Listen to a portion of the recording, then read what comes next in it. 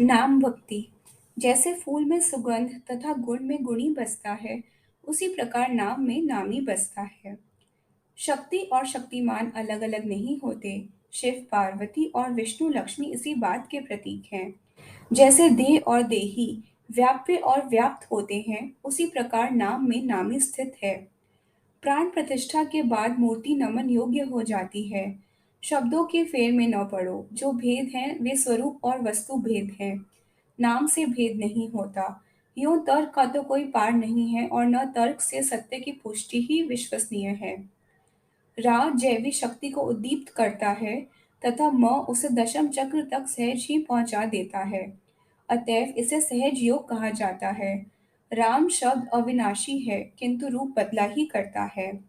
धार्मिक रीति पर गठित हमारा समाज यद्यपि कहीं कहीं बड़ा संकुचित भी है, किंतु फिर भी हमारे यहाँ उदारता बहुत है।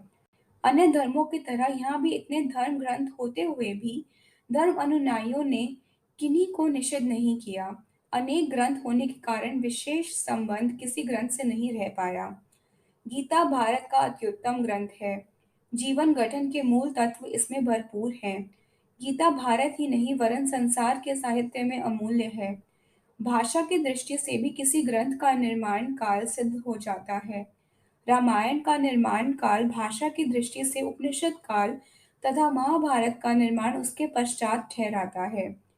श्री तिलक जी ने गीता रहस्य लिखकर पूर्व और पश्चिम के दर्शन का तुलनात्मक विवेचन करके भारतीय दर्शन का स्थापन किया। क्रांति का आह्वान जब भी होता है, तब अनेक बलिदान होते हैं। जब ऑपरेशन होता है, तब बुरे के साथ अच्छा खून भी बहुतेरा निकल जाता है। क्रांति युग में गांधी जी ने भी गीता को अपनी उपासना में सम्मिलित कर लिया, अतः क्रांतिकारी भी धर्म का विरोध नहीं कर सके। उन्हें दिशा मिल गई। प्रत्येक भारतीय को गीता का अवश्य ही अध्ययन व मनन करना चाहिए। प्रत्येक व्यक्ति सुखार्थी है। सुख तीन प्रकार के होते हैं, सात्विक, राजसिक और तामसिक। आरंभ में विश्वत, किंतु परिणाम में मधुर सुख ही सात्विक है।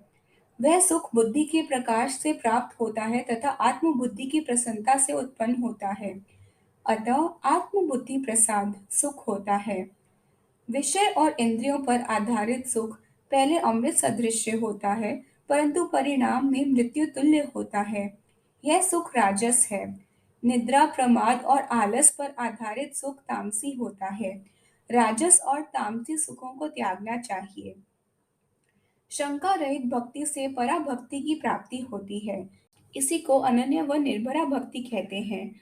मोक्ष का सरल और निश्चित मार्ग राम नाम पर अटल विश्वास है। जन सेवा भी भक्ति का प्रकार है। तुम्हारा प्रत्येक कार्य भगवान की पूजा है।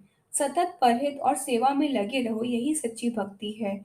आध्यात्मिक जगत में प्रीति या प्रेम को ही भक्ति कहते हैं। प्रीति के अभाव में ज्ञान या कर्म संभव नहीं होते। बिना प्रीति के कर्म कर्म के रूप में नहीं हो सकता।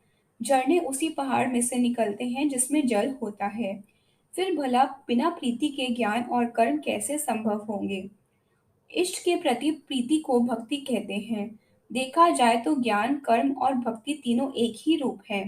बिना प्रीति के न ज्ञान संभव है, न कर्म और न भक्ति ही हो सकती है। भक्ति को ज्ञान और कर्म का समन्वय कह सकते हैं।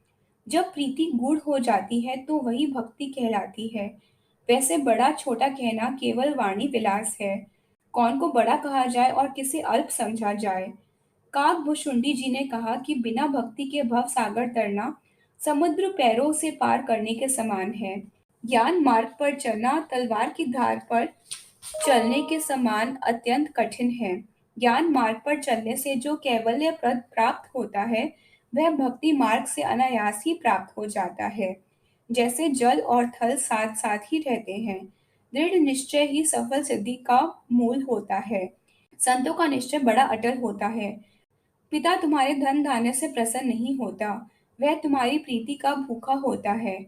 तुम्हारे इतने ज्ञान से परमेश्वर को कोई प्रयोजन नहीं है। तुम्हारे ज्ञान और कर्म में यदि भक्ति का माधुर्य नहीं है, तो उसका कुछ भी मूल्य नहीं है।